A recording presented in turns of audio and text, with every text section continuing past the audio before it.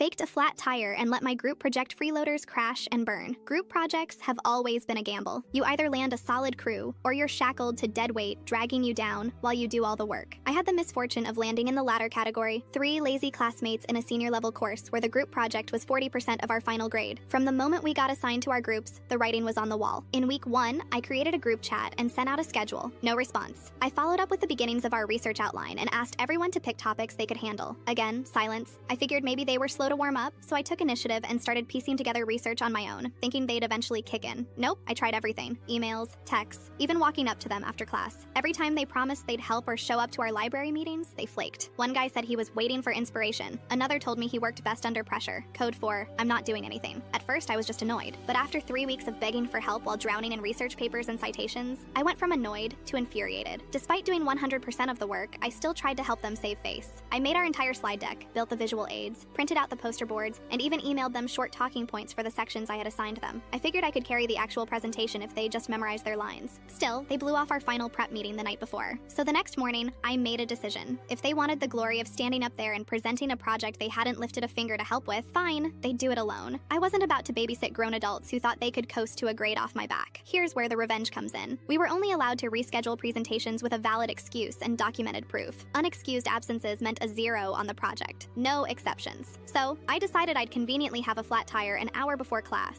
I lived out of town, so this wasn't hard to fake. I went to a local junkyard, bought the cheapest beat-up used tire they had, got a receipt and everything, took some photos of it in the backseat of my car, and emailed my professor saying I'd had a blowout on the way to campus and was waiting on roadside assistance. I attached the receipt and photos. He replied kindly, saying I could do a solo presentation during his office hours later that week. Then I sat back and waited for the show to implode. The aftermath was better than I imagined. One of the group members emailed me later that day in a panic asking where I was. I told them to check with the professor. A friend of mine in class told me the group froze during the presentation. One girl tried to read off the slides and got cut off by the professor. Another tried to pass my talking points off as their own but couldn't answer any follow-up questions. They stumbled, stuttered, and ultimately admitted that I was the one who did the project. The professor was apparently unimpressed. Not only did they likely fail the project, but considering their low grades in the class already, it might have cost them their entire semester. Meanwhile, I presented one-on-one during office hours. Since I knew the material inside and out because I wrote the entire thing, I crushed it, got full marks. A few weeks later, the professor emailed me privately and said he appreciated my honesty and how I handled the situation. He didn't get into detail, but I suspect he may have spoken to them about academic integrity, or at least gave them a rude awakening.